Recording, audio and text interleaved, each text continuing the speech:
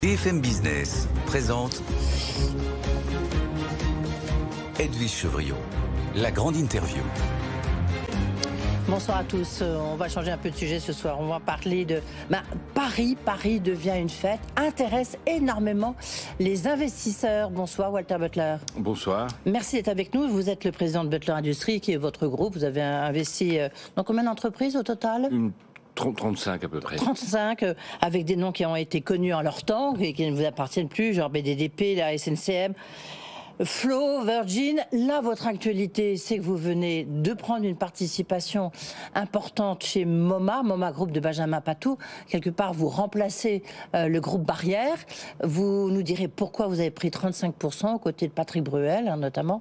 Vous avez investi aussi dans Pierre Hermé, vous avez investi dans le Paradis Latin. Mais j'ai d'abord une question, parce que vous avez aussi investi à un moment dans le PSG. Vous aviez 33% du PSG. On a appris là tout à l'heure que le fonds américain Arctos Partners prendrait une participation minoritaire dans le PSG. Alors le tout pour c'est le départ, la base de la prochaine phase de croissance mondiale du PSG. Qu'est-ce que ça veut dire ? J'ai envie de dire, il faudrait peut-être d'abord qu'il gagne, ne serait-ce qu'en Europe. On en est encore loin. Alors moi je trouve que en tant que supporter du football français et du PSG, c'est une bonne nouvelle qu'il y ait un nouvel investisseur complémentaire, parce que pour donner une idée, quand on était actionnaire du PSG, le budget annuel était le 5e de ce qu'il est aujourd'hui. Et donc aujourd'hui, pour jouer, comme on dit dans la cour des grands, c'est la Ligue des Champions et la gagner, sont des budgets qui sont plutôt d'un investissement qui est plutôt de l'ordre de 2 milliards d'euros, et donc sont des sommes considérables. Et effectivement, le grand souhait aujourd'hui des propriétaires, c'est de gagner cette Ligue des Champions. Et j'espère qu'ils vont y arriver un jour. Et le fait d'avoir... Non mais c'est cette croissance à l'international, en fait, c'est de faire un peu ce que vous allez faire avec les macarons Pierre Hermé, ou avec, je sais pas, les marques La Pérouse, des grandes marques comme ça, le bœuf sur le toit. En fait, c'est d'avoir un label, une marque, et de le vendre à l'international, de vendre des t-shirts PSG, de vendre... C'est ça lorsqu'ils disent la phase de croissance mondiale. Alors, depuis que les Qataris ont repris le PSG il y a un peu plus de 10 ans, il y a une énorme croissance de la marque, et c'est venu à travers le fait qu'il y ait des grandes vedettes comme David Beckham, Ibrahimovic, Neymar, Messi qui sont venus et qui consolident. Et qui sont repartis. Ils sont venus, ils sont repartis, mais ils sont venus quand même, ils sont restés, ils sont dans l'image du club, et ça a permis à ce club d'être beaucoup plus connu sur le plan mondial. Je pense qu'aujourd'hui, c'est peut-être une phase plus anglo-saxonne, plus américaine qui s'ouvre, voilà, avec tous les risques qui vont avec. Oui, donc ça veut dire qu'il faut qu'ils recrutent de nouvelles stars, en fait. Mbappé tout seul, ça ne fait pas vendre. Il faut beaucoup de stars, il y en a eu, il faut surtout une équipe qui ait une structure et qui ait aussi un peu de chance, ce qui n'a pas été le cas du PSG dans le passé. Walter Butler, une question, pourquoi après, vous avez été dans les secteurs, pour le PSG, vous me direz, c'est pas très sérieux, c'est que du foot, mais vous avez été dans la pub, vous avez été donc à SNCF, je le rappelais, ou chez Flow, chez Virgin. Là, vous investissez dans des restaurants, vous avez investi, vous étiez venu, du reste on en parlait, vous avez repris Pierre Hermé, enfin les macarons Pierre Hermé avec tout ce qui va derrière. Vous avez investi dans l'Ambroisie, qui est un restaurant 3 étoiles Place des Vosges, un des meilleurs restaurants avec Bernard Pacot de France. Vous avez beaucoup investi dans le Paradis Latin. Qu'est-ce que ça veut dire ? C'est l'effet de la série Emily in Paris. C'est quoi ? Pourquoi ça vous intéresse tant ? Parce que je crois que j'ai toujours dit, je pense que si il reste quelque chose de la France, ça sera notamment l'art de vivre français, et les groupes français d'origine française ont une véritable légitimité. Alors, quand vous voyez le parcours de LVMH, de Kering, ce sont des groupes qui étaient beaucoup plus petits, qui sont beaucoup développés sur le plan international, à une autre échelle. Pierre Hermé, a été créé au Japon par Pierre, il y a maintenant 25 ans, et c'est beaucoup développé, et ce sont des marques qui vont bien au-delà des macarons aujourd'hui, puisqu'on fait des chocolats, des pâtisseries, des glaces, des sorbets, et dans le monde entier. Et il y a une véritable légitimité que l'on a. La preuve, d'ailleurs, c'est que vous avez évoqué le Paradis Latin, que j'ai repris il y a 5 ans, créant un nouveau spectacle. Ça va faire l'objet d'une série qui est tournée en ce moment par l'équipe qui a fait 10%. Avec Dominique Besnéard. Voilà, c'est pas Emily in Paris, c'est Paris. C'est tourné en ce moment avec Alex Luth, Monica Bellucci, enfin toute l'équipe de 10%. Ils sont au Paradis Latin en train de tourner cette série et je pense que donc il y aura... qui sera diffusée sur quoi? Sur une plateforme? Sur France Télévisions et une plateforme, voilà. Ah oui, sur France Télévisions et une plateforme qui est en train d'être... les négociations sont en cours, voilà. D'accord. Netflix? Peut-être. Peut-être. Non, je vous pose la question parce que vous avez raison, mais c'est l'effet Emily in Paris, non? Quand même, de cette série qui a un succès mondial absolument incroyable. Je pense que pour nous qui sommes parisiens, malgré tous les défauts de notre belle ville, et on les connaît, il y a une attirance qui est extrêmement forte. Et d'ailleurs, dans le choix du nom de cette série, au lieu de mettre Le Paradis Latin, on a dit ça c'est Paris parce que c'est ce que les gens vont rechercher.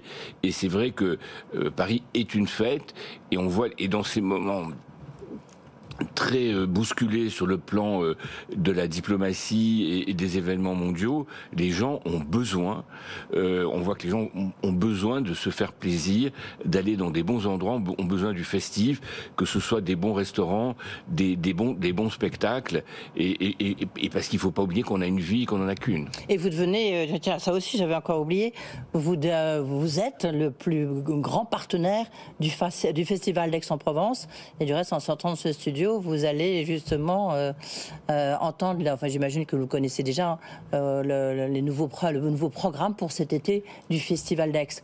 Oui, avec une de nos entreprises, Corum l'épargne, on est devenu le principal partenaire du Festival d'Aix pour une période assez longue, et c'est vrai que le Festival d'Aix est un festival, je dirais, qui a cette particularité d'être beaucoup financé par du mécénat privé, contrairement à d'autres. Il a été sacré plusieurs fois meilleur opéra au monde ces dernières années, et moi je suis ravi d'aider ces festivals. Alors, on va maintenant parler de MoMA Group. Vous en avez pris 35%, donc c'est pas que vous remplacez le groupe Barrière, parce que le groupe Barrière, en fait, Benjamin Patou l'avait racheté à un moment, parce que le groupe Barrière, je pense, voulait sortir, connaissait lui-même un peu une transformation, quelques difficultés, on va dire. Et là, vous rentrez à hauteur de 35% pour un montant de combien? De 30 millions. Oui, 30 millions. Et qu'est-ce que vous allez en faire? D'abord, c'est une grande confiance que j'ai dans Benjamin Patou, qui tout seul, je dirais, a fondé ce groupe il y a un peu plus de 10 ans, qui en a fait un groupe leader en Europe, avec des moyens qui étaient limités, et qui a créé des très très belles marques. Une phase, je ne sais pas si elle se termine, une phase nouvelle arrive en tout cas, qui est celle d'accélérer le développement, notamment hors de France. Comme je le disais, c'est un peu cohérent. Et il y a des marques magiques comme La Pérouse, Manco, Noto, enfin que beaucoup de gens le bœuf sur le toit. Apprécient, le bœuf sur le toit. Et rien que sur ces 3 derniers mois et les 2 mois qui viennent, il y aura quasiment une dizaine d'ouvertures. Donc il y a le Café La Pérouse le Mimosa qui a réouvert. Il y a l'hôtel de la Marine, le Noto, l'hôtel de la Marine, Mimosa, Lafayette il y a quelques semaines. Est-ce qu'ils marchent tous ces restaurants? Parce que il y a le frère et demi, évidemment qu'on connaît aussi Laurent de Gourcuff, qui lui a derrière le groupe Accor. Ce qui est assez drôle, c'est que Sébastien Bazin, qui est le patron du groupe Accor, qui a investi donc dans votre frère et demi, dorénavant, était avec vous actionnaire du PSG. Donc vous vous retrouvez maintenant en frontal, c'est ça? Il investit dans le Lido aussi. Oui, dans le Lido. Il vient de réouvrir le Lido, qui est effectivement le concurrent direct du Paradis Latin. Écoutez, MoMA est un groupe... Vous êtes plus discret que lui, hein? Oui, mais c'est chacun... Je vous remercie d'être là. Chacun a son style. Le MoMA Group est un groupe qui fonctionne très bien. Je peux vous dire son chiffre d'affaires aujourd'hui, cette année, 130 millions d'euros. Je peux vous dire ses résultats supérieurs à 10%. Donc c'est un groupe qui marche très très bien dans le contexte, parce que Benjamin a su développer des marques et qu'il y a une attention vraiment à l'expérience client, comme on dit. Alors tout ne marche pas tout parfaitement tous les jours, etc. Mais il y a une très très forte progression, et nous on vient là pour donner aussi nos moyens financiers, mais aussi l'expérience qu'on a d'autres marques comme Pierre Hermé. Qu'est-ce que vous allez faire de tout ça? Est-ce qu'il y a une synergie, une logique? Est-ce que les macarons Pierre Hermé, on vous les sert au Paradis Latin? On va vous les servir dans les restaurants du MoMA Group? Comment ça va se passer? Ça, je dirais, c'est à Benjamin et qui est l'actionnaire et le patron de ce groupe de voir les synergies qu'on peut avoir ensemble, au-delà de notre rôle en tant qu'actionnaire minoritaire de référence. Mais bien sûr que je pense qu'il y aura de la place pour du Pierre Hermé à certains endroits, comme on le fait d'ailleurs dans beaucoup d'autres endroits dans le monde. Et il y aura aussi il y a une partie festive, donc le Paradis Latin aussi peut avoir son rôle à jouer. On peut aussi avoir un rôle à jouer en aidant le développement de MoMA, de certaines marques de MoMA aux États-Unis, au Moyen-Orient, en Arabie Saoudite, enfin dans des pays où on est très très présent. En même temps, vous avez repris. Et après, je vous poserai la question, est-ce que tout ça, finalement, c'est rentable? Est-ce qu'il y a une dynamique liée aux Jeux Olympiques qui sont là? Paris, comme vous dites, fascine et inquiète un peu pour des raisons de sécurité et puis des raisons un peu de circulation quand même, et il faut le dire. Mais est-ce que vous avez investi dans l'Ambroisie, restaurant 3 étoiles, Bernard Pacot, Place des Vosges, magnifique endroit, mais lui, il va prendre sa retraite. Pourquoi vous avez investi? C'est une question immobilière? Non, alors il va pas prendre sa retraite. Il a eu parmi Bernard Pacot est le chef triple étoilé le plus ancien au monde. Il a eu 3 étoiles depuis 35 ans. C'est du jamais vu. C'est un monument. Et il a eu l'intelligence, avec son restaurant où il n'y a que 35 ouverts, il a eu l'intelligence de se dire où je vais rester jusqu'à la fin de ma vie et je mourrai au fourneau, où je vais essayer de trouver quelqu'un pour m'accompagner. Et c'est ce qu'on a fait ensemble. Vous pouvez aller ce soir à l'Ambroisie, enfin c'est plein, mais vous pouvez y aller au mois de janvier et il sera là avec son époux et sa fille, et c'est une affaire familiale et il s'agit d'une transition qu'on va faire et il va rester autant de temps qu'il le veut et que Dieu le permettra, mais je parle plutôt en années, pour faire une transition intelligente et pour garder ce type de cuisine qui est aussi particulier. Maintenant, c'est Guy Savoy qui est au Paradis Latin. Hein. Peut-être que ça va changer. Non. Il n'y a pas une question de pouvoir d'achat. Vous voyez bien dans la difficulté dans laquelle se trouvent de nombreux Français.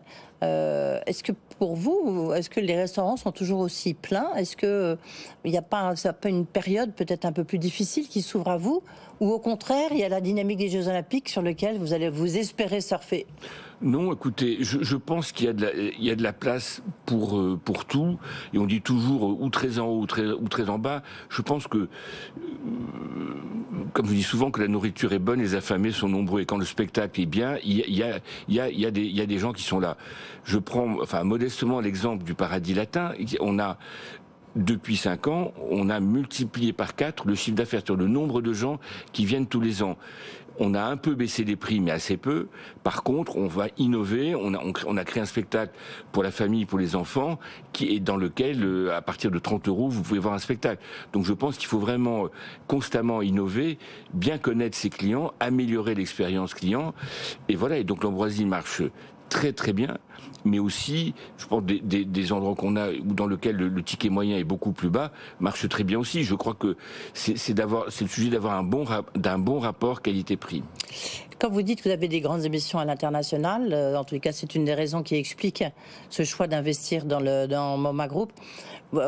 C'est quoi? C'est l'Arabie Saoudite, vous l'avez mentionné tout à l'heure. Est-ce que la Chine reste parmi vos priorités? Vous connaissez bien la Chine.